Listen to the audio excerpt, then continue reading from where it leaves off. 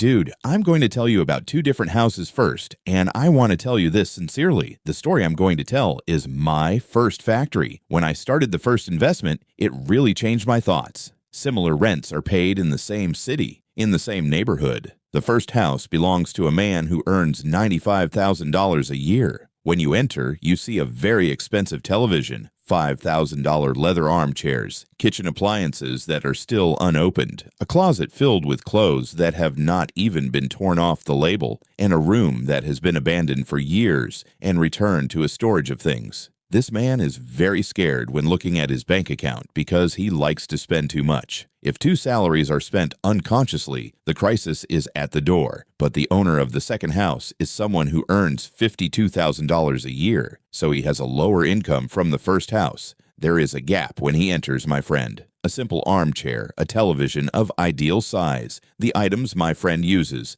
the clothes he wears. When this man looks at his account, he is not afraid at all because he is my friend anyway. 18-month expenses are in the accumulation. 20% of every salary is in investment because he is at ease. The same neighborhood has almost half the income, but 7 times safer. Dude, I always wanted to say this in the seminars before I established my first automobile factory. Don't think of it as an income story. This is the story of those who understand the secret relationship between goods and money, and those who do not. The first man is not a gambling addict. He has no addiction. He's just in the middle of a life where he has to spend every dollar he earns without realizing it. The second man discovered it. Having little does not mean living badly. It means living consciously. And conscious living reveals the financial freedom that most high-income people have never tasted. Today, I'm here to teach you minimalist money rules. So what mentality always keeps people hired, regardless of income? These have nothing to do with deprivation, dude. I don't want you to think like that. It's something about everything you have having hidden costs that you don't calculate. Everything you buy makes you pay twice. The first is open receipt price. The second is what most people never think about, and the place where they usually lose more things without realizing it is the greater the cost of storage, maintenance, mental energy, and opportunity. That treadmill you bought takes up 20 square meters of space. In urban areas, it is $30 to $50 per square year. So the tape makes you pay $600 to $1,000 a year, even though it mostly stands as a clothes hanger. That boat? Maintenance, insurance, registration, winter preparation. The industry rule is this. The boat has an annual cost of 10% of the value of $30,000. The boat pays $3,000 a year, even if you never put it in the water. There is a mental cost, bro. Each item steals a small slice of your attention. It will be cleaned, organized, insured, worried. One day, it will be disposed of. Studies show that visual confusion increases the level of cortisol and decreases the focus capacity of the brain. Your stuff stresses you out without realizing it. And there is the opportunity cost. If that $15,000 had gone to the $15,000 index fund instead of the home gym, it could have risen to $50,000 in 15 years. You didn't buy a home gym. You got a gym instead of future financial freedom. When you collect these, many items are more expensive than the purchase price. The price tag is only the entrance fee. The important thing is that minimalists know this instinctively. They don't hate good things. They calculate the actual cost and decide that most of them are not worth it. The first rule is, bro, before you buy something, sit down and calculate the cost per use. How many times will you use it in real form? Divide the total cost by that number. $200 jacket is $100 per use if worn twice. $400 jacket is worn 200 times. It is $2 per use. The expensive one is actually cheaper. This account ruins most impulsive purchases instantly. The $300 kitchen appliance that you will use twice a year is $150 per first year of use. The $30 tool you use a week is less than 60 cents, but the same rule also reveals valuable purchases. When the $2,000 bed is used every night in 10 years, it is 55 cents per use. This is the extraordinary value for something that affects your health and energy every day. Mathematics cuts off marketing, emotion, and social pressure. The second rule is to test everything you have. You will do this, my friend. Look at every item in your house and be honest with yourself. If this thing disappeared today, would I spend money and replace it? Would you really buy that fondue set, that bread machine, the clothes you haven't worn in 18 months? The honest answer for most things is no. You wouldn't get it. I seem to hear you say yes, my friend. They are standing in your life from inertia, not out of intention. Impulsive purchases, gifts that you feel like you have to keep, or hobbies that are now a thing of the past. These items have a negative value, bro. They cost you a space, mental energy, and care without reciprocating. Minimalists mercilessly sift items that don't pass this test. He sells what is valuable, forgives what works for someone else, throws away what is not useful to anyone. It feels uncomfortable at first, then liberating. The psychological weight of having things you don't want is great. Lifting that weight creates a mental space that is difficult to describe in words,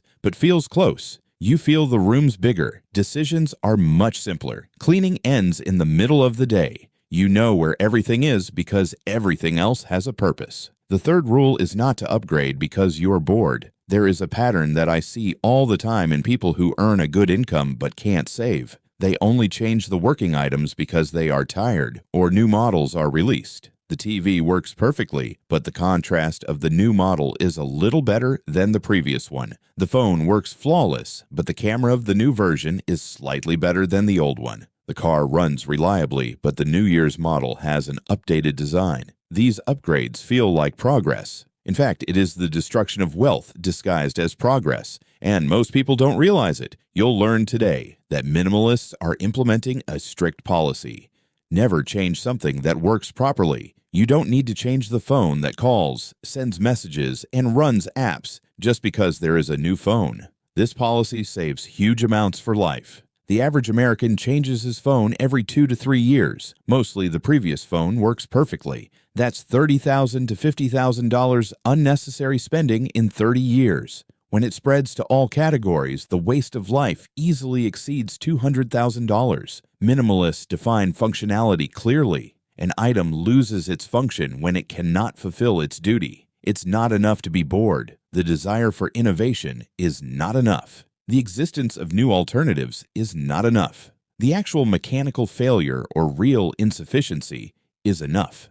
Everything else is marketing that convinces you to solve problems that don't exist. The fourth rule is to add friction to spending, convenience to save. Human behavior follows the least resistant path. If it's easy to spend and saving is hard, you spend. If saving is easy and hard to spend, you save. Minimalists design environments where the right choice is easy. Choice. Rubbing on spending looks like this. Remove hidden credit card numbers in online stores. Put 24-hour waiting period for each non-serve purchase. Delete shopping apps from your phone. Unsubscribe promotional emails. Stay away from the store if you don't have a specific purchase purpose. The ease of saving looks like this. Automatic transfer to investment accounts on payday. Keep only small amounts in easily accessible accounts. Make investment contributions before you see the money. Treat savings as a fixed expense, not the last consideration. These structural changes are more important than will, bro.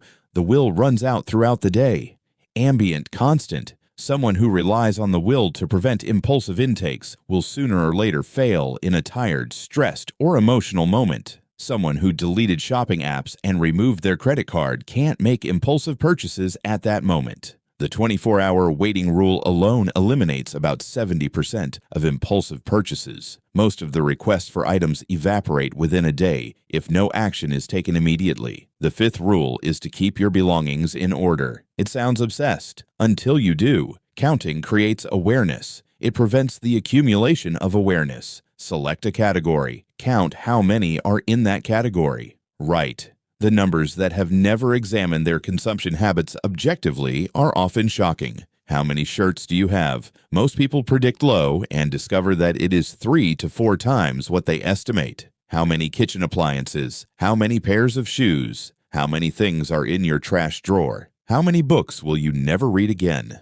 Counting changes behavior on its own. Realizing that you have 47 shirts, it feels different to buy another one. You don't increase the collection to 48. Nonsense becomes visible. Minimalists follow the basic categories over time. Maximum thresholds are determined. Maybe 30 outfits in total, maybe 15 books at any time, maybe a one-on-one policy that any new purchase requires removing something existing. These restrictions prevent lifestyle creeps. Without specific limits, items expand to fill the available space. With limits, each addition requires an informed decision about what replaces it. The sixth rule is to rent or borrow before buying. Most of the items that people buy are used intensively for a short time, then rarely. When the excitement of innovation goes out, the first enthusiasm decreases. It joins the collection of things that are owned but rarely touched. Minimalists test this pattern by renting or borrowing it before taking ownership. You should do it like this and do it like this, for example. Do you want to enter the camp? Rent equipment for the first few trips? And try it. Do you want to try carpentry? Borrow a tool from a buddy or use a makerspace? Do you want skiing? Rent it a few times before buying. This approach achieves two things, bro. The first reveals whether the excitement is real or temporary. A lot of attention extinguishes after the first discovery. It is much better to explore this when renting than to discover it after buying equipment that collects dust indefinitely. The latter makes it clear what exactly you need. Inexperienced campers often take too much or wrong things. Renting allows you to learn what is necessary. When you finally buy it, you get exactly what you need instead of guessing. The first buy mentality costs people large amounts throughout their lives. America is generally full of dusty remnants of hobbies. Garages and cabinets are doomed to be abandoned. The ski equipment they buy when they think they will ski regularly. The photo materials they buy when they imagine that they will be serious photographers. Music equipment of the bands that give 2 concerts. Why do minimalists avoid turning into museums of past excitement? They test their interest and curiosity before investing. They retain the flexibility to explore without the burden of ownership. The 7th rule is to understand the impact of the lifestyle. My friend, every item you own is connected to other items, man. The boat needs a trailer, a towing vehicle, storage fees, maintenance materials, safety equipment, and appropriate clothing. A singular-looking purchase actually triggers the cascade of supportive purchases. This lifestyle multiplier. Large purchases are turning into interconnected expense ecosystems. The real cost is never just the item itself. Look how it works. Home gym, floor covering, mirror, storage solutions, ventilation issues, and often requires renovation to make the space convenient. The pool requires chemical materials, cleaning equipment, covers, furniture, maintenance tools, and often landscaping to complete the installation. Motorcycles need a truck or trailer to transport equipment, storage, maintenance equipment, and often to driving locations. Minimalists calculate the full ecosystem cost before the big buy. He knows that a $5,000 purchase can actually represent $8,000 or $12,000 when all multiplier expenses are included. This full accounting often turns the purchase into something clearly extreme, which seems reasonable. The multiplier effect also works in reverse. Eliminating a large item often eliminates the entire interrelated expense category, selling the boat. It also means the end of the storage fee, insurance, registration, maintenance, and towing costs. Savings go far beyond the value of the item. The 8th rule is to define the qualification before you start winning. There is something that constantly traps high-income people, bro. They never define what the qualification looks like. That's why they continue to buy without reaching satisfaction. Their revenues are increasing. They are raising their living standards. The new standard is normal, meaning they need another revenue increase for a sense of progress. This cycle goes on forever. People who earn $300,000 are experiencing as much financial stress as people who earn $80,000 as their expectations and expenses expand along with their income. Minimalists break this cycle by defining competence before they start winning. They decide in advance what a sufficient house is like. Which car does he need? What is the material comfort level that creates true satisfaction? Then they set their goal, and instead of constantly carrying the goalposts, they dig step by step towards that goal. This could mean deciding that a $350,000 house is enough, even if you can eventually afford $600,000. It could mean deciding on the adequacy of the $30,000 car while the colleagues ride in the $70,000 vehicle. While continuous upgrades can be met with income, it can mean deciding the adequacy of the current wardrobe. Defining the qualification creates a finish line. Without it, you run an endless race where the expansion of living standards always surpasses income growth. With it, you have reached a point where additional income flows completely into savings and investment instead of consumption, my friend. Someone who identifies the competence in annual spending of $60,000 and then starts earning $150,000 is building wealth at an extraordinary pace. The $90,000 gap between income and competence goes directly to financial freedom. Meanwhile, someone who earns the same $150,000 but constantly redefines the qualification ups accumulates almost nothing. The ninth rule is to measure wealth by options, not by accumulation. Traditional view measures wealth by what you have: houses, cars, items, visible signs of success. Minimalists measure wealth differently. They measure with what you can choose, bro. Can you quit a job that ruins mental health? Can you take 6 months off for family urgency? Can you move to a new city for a relationship? Can you start a business without guaranteed income? Can you retire before the age of 65? Even if it pays well, can you say no to the opportunities that damage their value? These options are real wealth. It only explains to people who have built a significant margin between their income and expenses. Someone who earns $200,000 but spends $195,000 has almost no options, chained to income requirements. Someone who earns $80,000 but spends $45,000 has extraordinary options. It can absorb glitches, take risks, make choices on the basis of preference instead of financial necessity. Minimalists understand that optionality requires more liquid resources than physical ownership. Money tied to a car you don't need. Money that can't buy your freedom when you need it.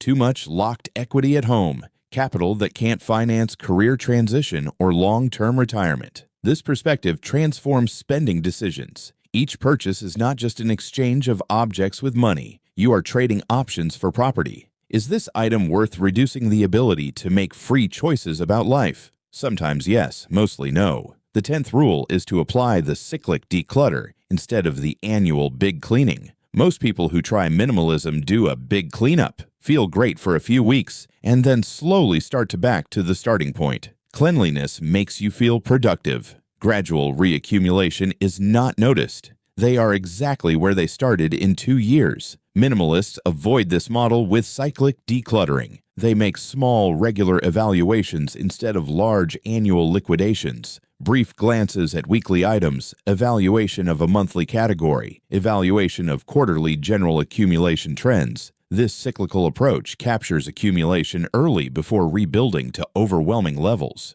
Removing 3 items per week is manageable and sustainable. Removing 300 items once a year feels overwhelming and often delayed indefinitely. The circular approach also maintains awareness. When you regularly evaluate your belongings, you notice patterns. You see which categories tend to grow. You determine which emotional states trigger acquisition.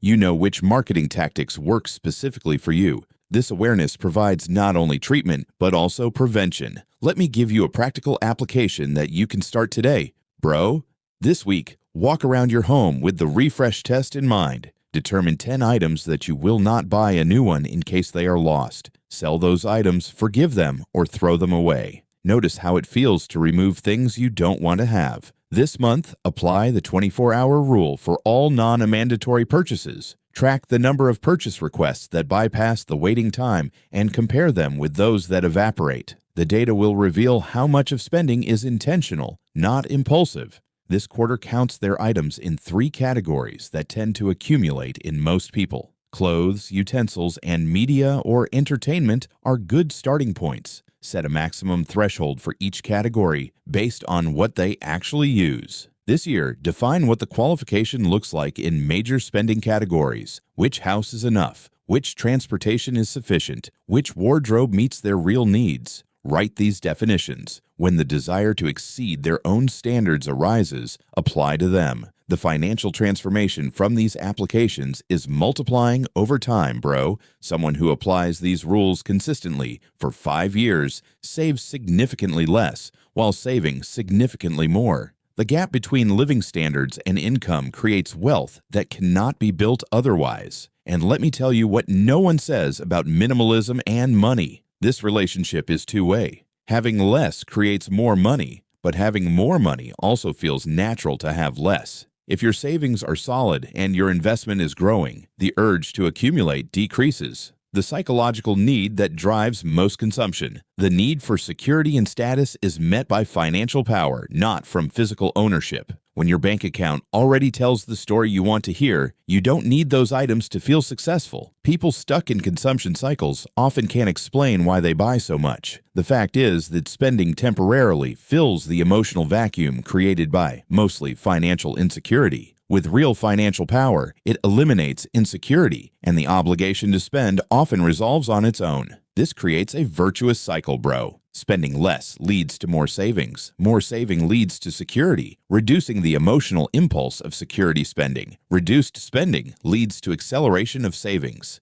Each turn of the cycle reinforces the next. The opposite cycle is equally strong, but destructive. Spending everything creates distrust. Insecurity drives spending more money as temporary emotional relief. Spending more deepens insecurity. The loop continues until it forces an external shock breaking point. The choice between these cycles determines the financial trajectory more than income can ever do. High-income people stuck in the disruptive cycle don't build anything. Humble income people who move forward in a virtuous cycle build a lot of things. The minimalist rules I summarize are not about pain or deprivation, bro. It's about realizing that most consumption doesn't actually increase life satisfaction. Research consistently shows that beyond a basis for safety and comfort, additional purchases increase well-being to a minimum. Still, most people spend assuming that happiness is scaled proportional to spending. Minimalists align their behavior with this research. They spend enough to be comfortable and direct more to freedom, not under the pillow. They end up with fewer items and more lives.